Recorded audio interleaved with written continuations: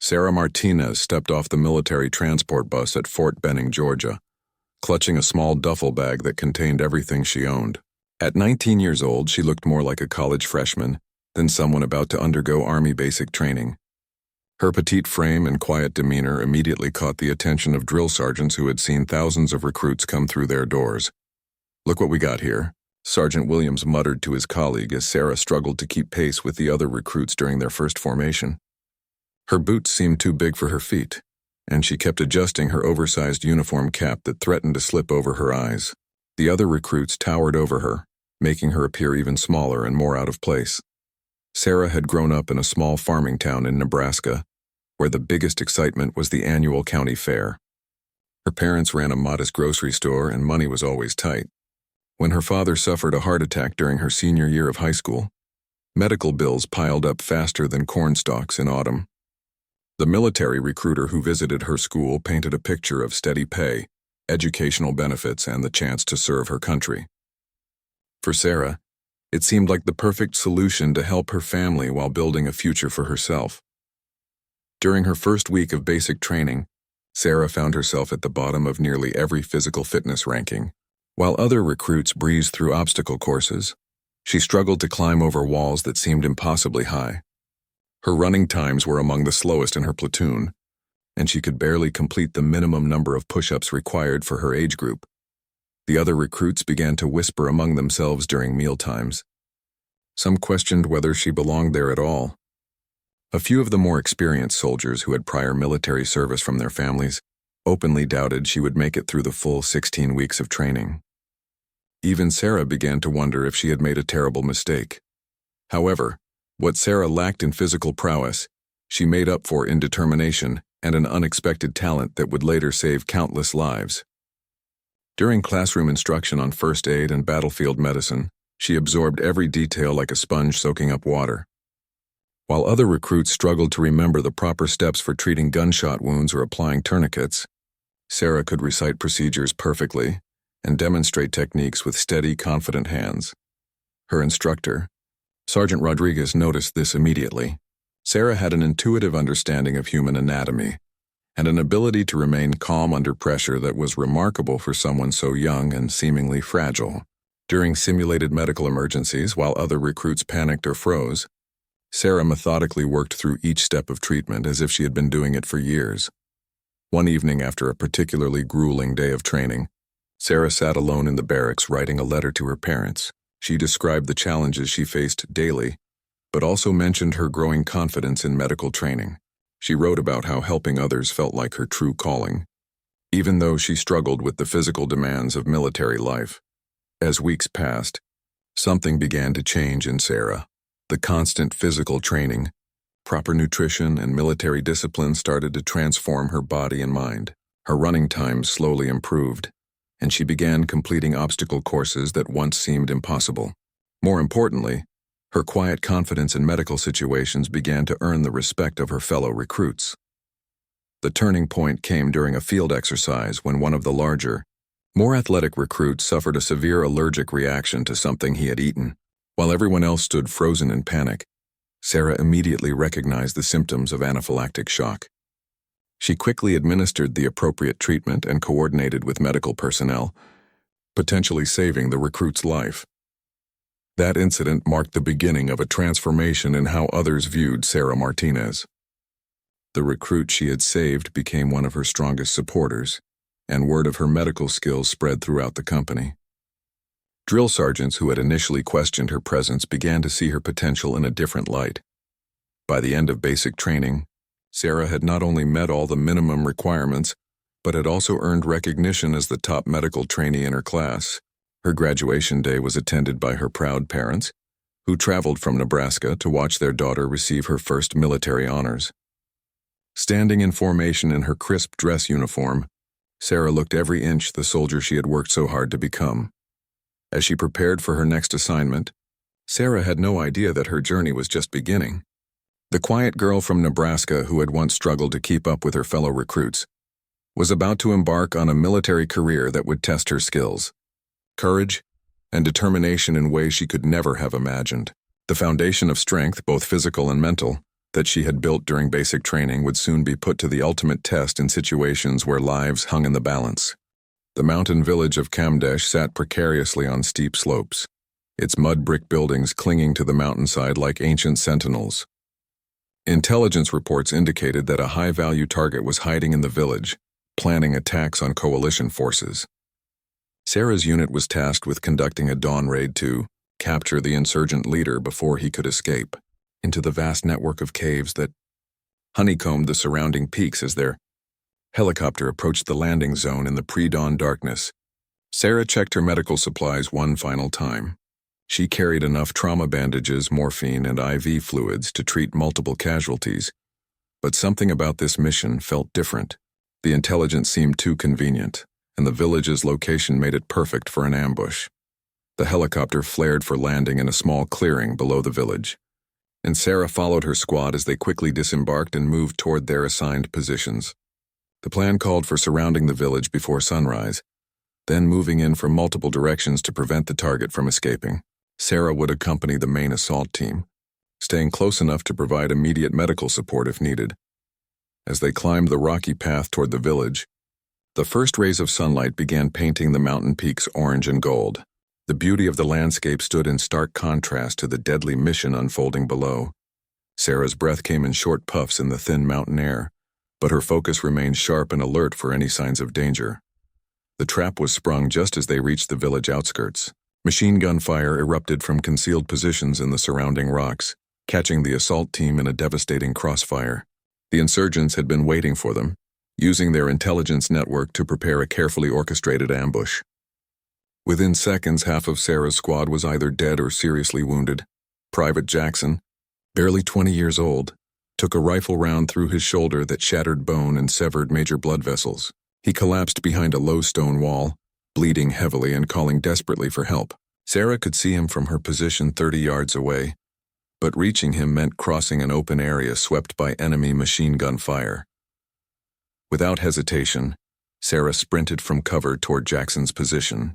Bullets whined past her head and chipped pieces from the stone walls around her, but she focused solely on reaching the wounded soldier.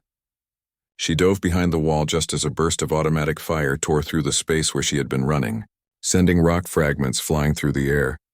Jackson was going into shock from blood loss, his face pale and his breathing rapid and shallow. Sarah immediately applied a pressure bandage to the wound, while simultaneously starting an IV line to replace lost fluids. The machine gun continued firing over their heads, making communication with other team members nearly impossible. As she worked on Jackson, Sarah noticed movement in a nearby building where muzzle flashes indicated another enemy position. She realized that if the insurgents in that building flanked their position, she and Jackson would be completely exposed. Using her radio, she called in the enemy position to the squad leader, directing accurate return fire that eventually silenced the threat. While treating Jackson, Sarah spotted Sergeant Williams crawling toward their position with a severe leg wound from shrapnel. She managed to drag both wounded soldiers into a more protected area behind a larger wall, where she could work on them more effectively. Williams had lost consciousness from blood loss, and Sarah had to work quickly to stabilize him before he went into cardiac arrest. The battle raged for over 2 hours as coalition forces fought to extract themselves from the ambush. Sarah treated 4 more wounded soldiers during that time, moving between positions under fire to reach casualties wherever they fell. Her medical bag became lighter as she used every bandage, every vial of morphine, and every IV bag she carried.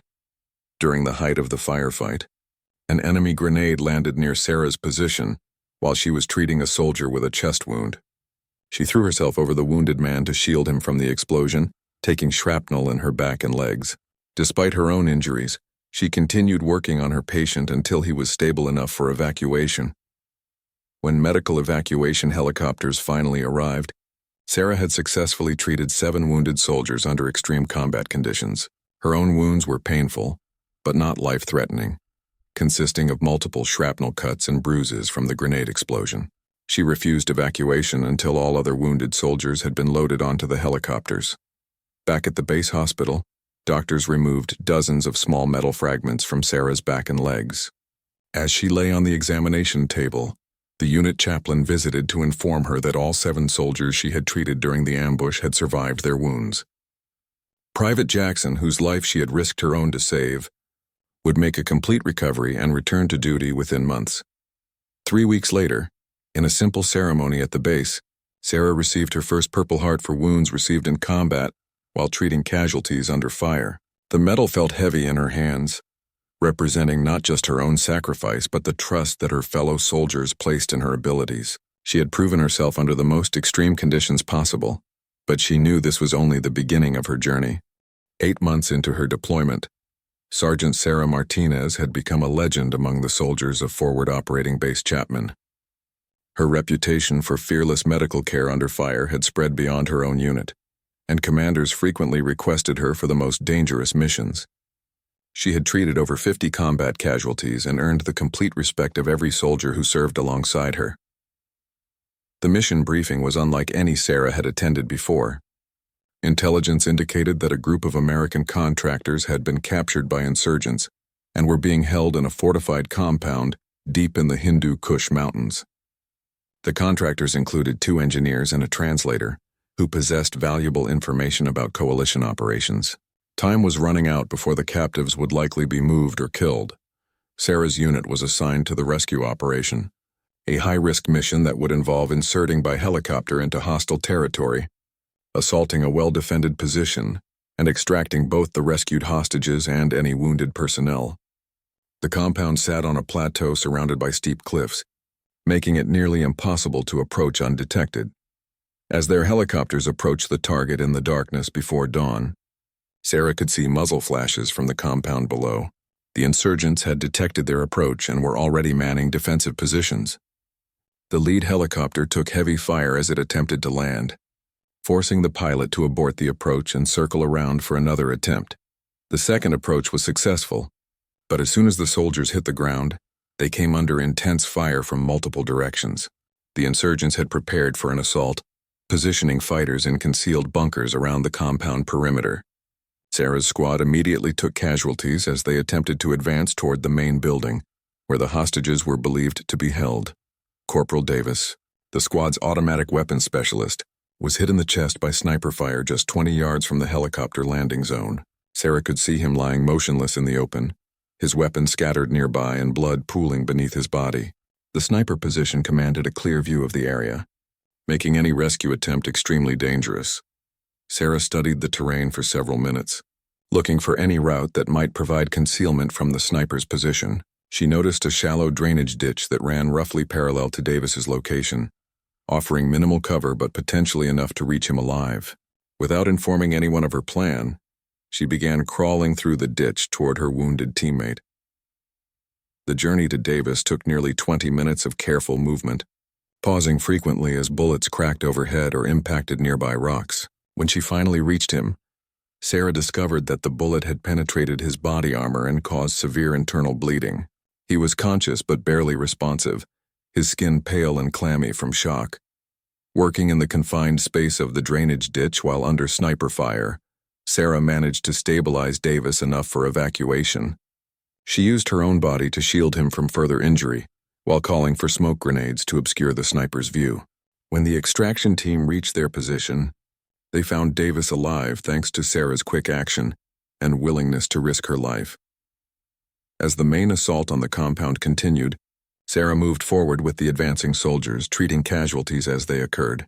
The insurgents had fortified their position well, using concrete barriers and sandbags to create overlapping fields of fire. Every yard gained came at a significant cost in wounded personnel. Near the compound's main entrance, an insurgent emerged from a concealed position and detonated an explosive vest among a group of advancing soldiers. The blast killed 2 soldiers instantly and severely wounded 5 others. Sarah found herself in the middle of a mass casualty situation that would test every skill she had learned. The explosion had also wounded Sarah, sending concrete fragments into her left arm and shoulder. Despite the pain and bleeding from her own injuries, she immediately began triaging the wounded soldiers, determining who needed immediate attention and who could wait for evacuation. Her decisive actions in those crucial first minutes after the explosion saved multiple lives. One soldier had lost both legs below the knees and was bleeding to death rapidly. Sarah applied tourniquets to both legs while simultaneously working on another soldier, who had suffered severe abdominal injuries from shrapnel. She coordinated with other medics who had arrived on scene, directing them to treat less critical patients while she focused on the most severely wounded. The rescue operation ultimately succeeded in freeing all 3 hostages, but the cost was significant. Sarah had treated 12 wounded soldiers during the 6-hour battle, working continuously despite her own injuries and the constant threat of enemy fire. Her actions during the compound assault would later be described by her commanding officer as the most heroic medical performance he had witnessed in 3 deployments after. The wounded were evacuated and the unit returned to base. Sarah finally allowed doctors to examine her own injuries. The concrete fragments had caused deep lacerations in her arm and shoulder, requiring surgery to remove all the debris. As she lay in the hospital bed recovering, she learned that all 12 soldiers she had treated during the mission had survived their wounds. 2 months later, Sarah received her second Purple Heart in a ceremony attended by the hostages she had helped rescue. The 3 contractors who had witnessed the entire battle from inside the compound insisted on personally thanking the medic whose courage and skill had saved so many lives. For Sarah, seeing those men safe and knowing that her fellow soldiers would return home to their families was worth every risk she had taken. 6 months after graduation, Specialist Sarah Martinez found herself stepping off a cargo plane in Afghanistan, the desert heat hitting her face like opening an oven door. Bagram Airfield buzzed with constant activity as helicopters landed and took off, carrying supplies and personnel to forward operating bases scattered across the rugged landscape. Sarah was assigned to the 25th Infantry Division as a combat medic, a role that would place her directly in harm's way alongside infantry soldiers. Her new unit, Charlie Company, was a tight-knit group of soldiers who had already been deployed for 3 months. They had seen combat, lost friends, and developed the hardened exterior that came with surviving in a war zone. When Sarah arrived with her medical bag and quiet demeanor, many of the veterans assumed she would be another medic who stayed safely at the base camp, treating minor injuries and dispensing aspirin. Staff Sergeant Mike Thompson, a career soldier with 2 previous deployments, was particularly skeptical. He had seen too many young medics freeze up during their first real emergency, and Sarah's youthful appearance did nothing to inspire confidence. During her first briefing, he made it clear that in combat, there was no room for hesitation or weakness. Sarah's first assignment was to accompany a routine patrol through a village suspected of harboring insurgent activity. The mission seemed straightforward enough, but in Afghanistan, routine patrols could turn deadly in seconds. As their convoy of armored vehicles rolled through the dusty streets, Sarah studied the faces of local civilians, noting the tension in their expressions and the way children quickly disappeared from sight. The explosion came without warning. An improvised explosive device hidden beneath a pile of rubble tore through the lead vehicle, sending twisted metal flying through the air and filling the street with smoke and screaming. Sarah's vehicle lurched to a stop as the driver fought to maintain control, and immediately she could hear urgent voices calling for a medic over the radio. Without hesitation, Sarah grabbed her medical bag and jumped from the vehicle, ignoring the possibility of secondary explosions or sniper fire. The scene that greeted her was chaos incarnate.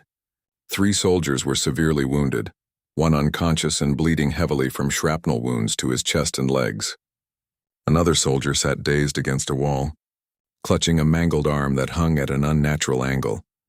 While other soldiers secured the perimeter and called for medical evacuation, Sarah went to work with methodical precision. She quickly assessed the most critically wounded soldier, applying pressure bandages to stop the bleeding while simultaneously checking his airway and breathing. Her hands moved with steady confidence as she started an IV line and administered pain medication, all while bullets occasionally cracked overhead from a nearby rooftop. The second wounded soldier was going into shock from blood loss, his face pale and his breathing shallow. Sarah worked on both patients simultaneously, using her body to shield them from debris while coordinating with the helicopter crew that was inbound for evacuation. She managed to stabilize both soldiers just as the medical helicopter touched down in a nearby clearing, rotors whipping dust and sand into swirling clouds. As the wounded were loaded onto the helicopter, Staff Sergeant Thompson approached Sarah with a look of newfound respect. He had watched her work under fire without flinching, making split-second decisions that undoubtedly saved lives. The soldier she had treated first later recovered completely, while the second soldier kept his arm thanks to her quick action in controlling the bleeding. Word of Sarah's performance during her first combat situation spread quickly through the company. The soldiers who had initially questioned her abilities began to seek her out for advice on everything from treating minor injuries to discussing their fears about upcoming missions. They discovered that beneath her quiet exterior was someone who possessed both the technical skills and emotional strength to handle the worst situations combat could offer. Over the following weeks, Sarah accompanied numerous patrols and raids, each one presenting new challenges and dangers. She treated soldiers suffering from heat exhaustion during grueling mountain patrols, stabilized casualties from roadside bombs, and even provided medical care to injured Afghan civilians caught in crossfire. With each mission, her reputation as a skilled and fearless medic grew stronger. The respect she earned was not just for her medical abilities, but for her willingness to expose herself to danger to reach wounded soldiers. On more than one occasion, she had crawled through gunfire to reach casualties in exposed positions, dragging them to safety while enemy bullets kicked up dirt around her. Her small stature, which had once been seen as a weakness, actually became an advantage in tight spaces and dangerous situations. 3 months into her deployment, Sarah had already treated dozens of wounded soldiers and earned the complete trust of her unit. However, the enemy was becoming more sophisticated in their attacks and the missions were growing increasingly dangerous. Sarah knew that her greatest challenges still lay ahead, but she also knew that she had found her true calling in the chaos and confusion of combat medicine. Staff Sergeant Sarah Martinez began her second deployment in Iraq with a reputation that preceded her. Word of her heroic actions in Afghanistan had spread throughout the military medical community, and she was specifically requested to serve with the 3rd Armored Division in one of the most dangerous regions of the country. The urban warfare environment of Fallujah presented entirely different challenges from the mountain fighting she had experienced previously. The city streets were a maze of concrete barriers, abandoned buildings and improvised explosive devices hidden in every conceivable location. Enemy fighters used the dense urban environment to their advantage, appearing suddenly to attack coalition forces before melting back into the civilian population. For medics like Sarah, the constant threat of ambush made treating casualties extremely difficult and dangerous. Sarah's new unit had been conducting daily patrols through the city for months, searching for weapons caches and disrupting insurgent activities. The soldiers were experienced urban fighters, but they had also grown tired from the constant stress of not knowing where the next attack would come from. Sarah's arrival brought a sense of renewed confidence, knowing that if they were wounded, they would receive the best possible medical care. The mission that would define Sarah's second deployment began as a routine sweep through a residential neighborhood suspected of harboring insurgent fighters. Intelligence reports suggested that weapons were being stored in several houses, and the unit's job was to search the buildings and arrest any suspects they found. Sarah accompanied the patrol as she always did, carrying her medical bag and staying alert for signs of trouble. The first indication of an ambush was a child's soccer ball rolling across the street ahead of the patrol. Seconds later, the narrow street erupted in gunfire as insurgents opened fire from rooftops and windows on both sides. The patrol found itself trapped in a kill zone with nowhere to retreat and limited cover available. Sergeant Mike Torres, walking point for the patrol, was hit multiple times in the initial burst of gunfire. He fell in the middle of the street, completely exposed to fire from multiple directions. Sarah could see that he was still moving, indicating that he was alive but possibly seriously wounded. Every instinct told her that reaching him was suicide, but leaving him would mean certain death. Sarah made her decision in seconds. She stripped off her body armor and helmet to move faster, then sprinted into the street toward Torres while bullets snapped past her head and body. She reached him just as he was losing consciousness from blood loss, multiple gunshot wounds to his chest and legs threatening his life. Working in the middle of the street while under intense fire, Sarah applied pressure bandages and started an IV line while using Torres's body armor to shield both of them from some of the incoming bullets. She managed to stabilize him enough that other soldiers could drag both of them to cover behind a concrete barrier. Once behind cover, Sarah discovered that Torres had been hit by at least 4 rifle rounds, with one bullet puncturing a lung and another severing a major artery in his leg. She worked frantically to seal the chest wound and stop the bleeding from his leg, knowing that he had only minutes before going into cardiac arrest from blood loss. As she worked on Torres, more soldiers were wounded by the continuing gunfire. Private Johnson took a sniper's bullet through his shoulder, and Corporal Adams was hit by shrapnel from a rocket-propelled grenade that exploded nearby. Sarah found herself treating multiple casualties simultaneously, while the firefight continued around them. An enemy sniper had positioned himself in a building across the street and was systematically targeting anyone who moved. Sarah realized that she needed to change position to better treat her patients, but moving would expose her to the sniper's fire. She waited for the right moment, when covering fire from her squad suppressed the sniper position, then moved her casualties to a more protected location. During the move, the sniper managed to get off one shot that caught Sarah in the side, the bullet passing through her abdomen and exiting through her back. The impact knocked her down, but she immediately got back up and continued treating Torres, whose condition was becoming critical. She refused to acknowledge her own wound until all her patients were stable. The firefight lasted over 4 hours before reinforcements arrived to break the ambush. During that time, Sarah treated 7 wounded soldiers while dealing with her own significant injury. She had lost considerable blood but remained conscious and alert, continuing to provide medical care even as her own strength ebbed. When the medical evacuation helicopter finally arrived, Sarah insisted that all other wounded soldiers be evacuated first. Only when Torres and the others were safely aboard the aircraft did she allow herself to be treated. The bullet wound had caused internal bleeding and damage to several organs, requiring immediate surgery to save her life. During the flight to the hospital, Sarah nearly lost consciousness several times, but continued to monitor Torres's condition, adjusting his IV drip and checking his breathing. The helicopter crew later said they had never seen a medic continue working on patients while so seriously wounded herself. Sarah spent 3 weeks in the hospital recovering from her injuries. During that time, she learned that all 7 soldiers she had treated during the ambush had survived and would make complete recoveries. Torres, whose life she had risked everything to save, visited her hospital room to personally thank her for her courage and skill. 6 months later, at a ceremony attended by military leaders from across the region, Sarah received her 3rd and 4th Purple Hearts for her actions during the Fallujah ambush. The dual award was unprecedented, recognizing both her wounds received in combat and her extraordinary heroism while wounded. She had proven once again that courage and skill could overcome seemingly impossible odds. Master Sergeant Sarah Martinez returned to Afghanistan for her 3rd deployment as one of the most decorated combat medics in military history. At 28 years old, she had already received 4 Purple Hearts and numerous other commendations for valor under fire. However, she chose to deploy again because she knew her experience and skills could save lives that might otherwise be lost. This deployment was different from her previous tours. Sarah was now assigned to a special operations unit conducting high-risk missions deep behind enemy lines. The soldiers she worked with were the elite of the elite, but even they faced situations where superior training and equipment could not guarantee survival. In these moments, having the best possible medical care could mean the difference between life and death. The final mission of Sarah's military career began with intelligence reports of a major terrorist training camp hidden in the remote mountains along the Pakistani border. The camp was believed to be preparing a large-scale attack on coalition forces, and eliminating it was considered a top priority.